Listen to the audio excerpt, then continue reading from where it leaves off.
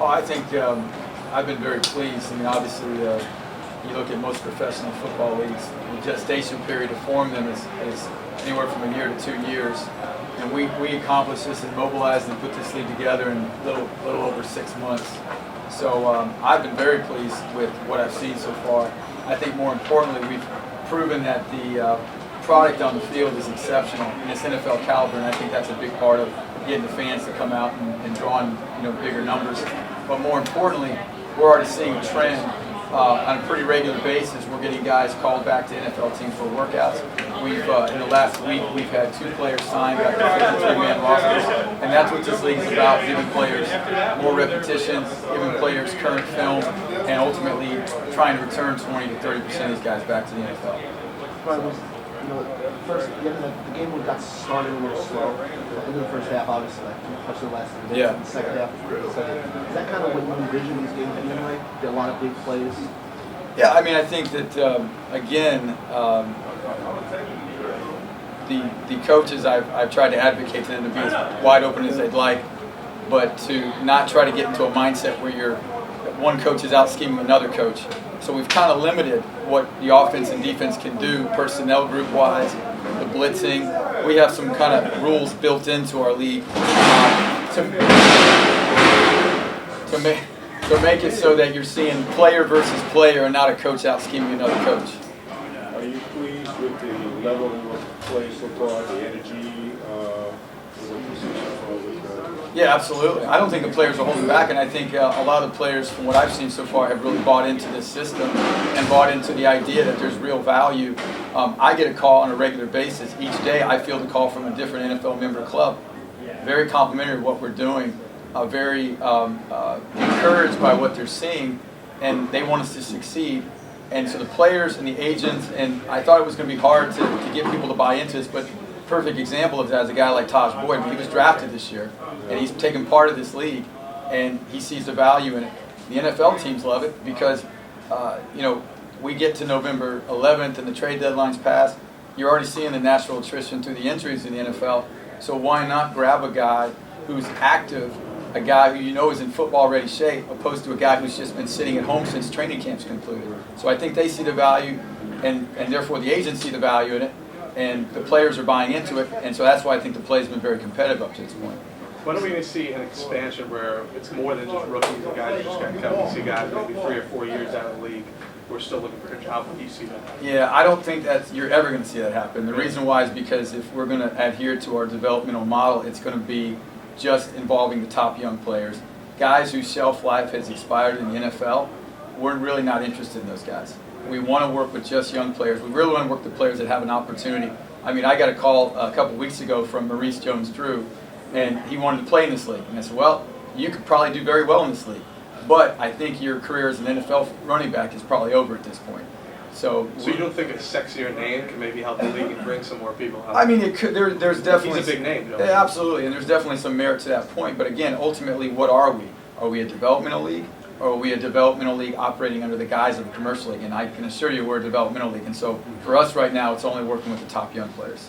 Yeah. Is this Brooklyn setup pretty ideal in terms of when you think about the bigger scope, like an already established venue with marketing, infrastructure, those sort of things in place? The Brooklyn model, what you're seeing is how I envision the league evolving. And really, we had more of these partnerships potentially lined up for this year, but for some people, some teams weren't able to buy into it because they didn't think they could mobilize quickly enough. But we were in talks in Portland. We were in negotiations in Austin with minor league baseball groups. Memphis was another city we were ready to close a deal with. So what we're doing here in Brooklyn is kind of how you see the FXFL, what I see the FXFL moving toward, partnering with minor league baseball teams. They have an existing infrastructure in place. This is a perfect example. The Brooklyn Bolts, as soon as their minor league season concluded, they immediately transitioned to, the Brooklyn Cyclones immediately transitioned to, now we're the Brooklyn Bolts. And they bought into it. Steve Cohen now just wishes he had a few more months to plan, but I think the next couple of Fridays you'll see bigger groups out here. Is the ultimate goal a sort of formal association with the NFL the way that the NBA has the D League, or is the ultimate goal to the NFL to buy this league? I mean, what's the sort of game here? Yeah, I mean, I think at the end of the day we're already seeing interest from the NFL, directly or indirectly. I know I'm seeing, I'm getting very favorable responses from the different NFL member clubs. But I do think that for me, working toward the goal of having the NFL recognize this as the official developmental league or an official type of partnerships, I'd like to see in the near future. More questions? Yeah. You said this didn't exist 6 months ago. Where did this come from? It was a concept I started drawing up last summer, but I really didn't put the plan into action until the early part of this year.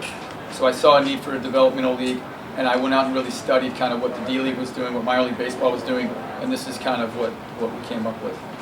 How experimental are you sort of willing to be in terms of the actual game? I mean, for the most part, it's NFL rules, but some couple Sure. of exceptions planned. I mean, if the NFL came to you and said, Yeah. "I'd like to test this," would you be willing to do that? Absolutely, and I think you're seeing that right now in our special teams game, where the NFL experimented with the extra point line, I believe, spotting the ball in the 15, but I think their percentage was still somewhere around 97%.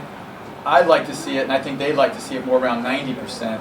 So we're experimenting right now with the ball spotted on the 17 for the extra point, but you're also seeing it on the kickoff, because the NFL has a real problem right now.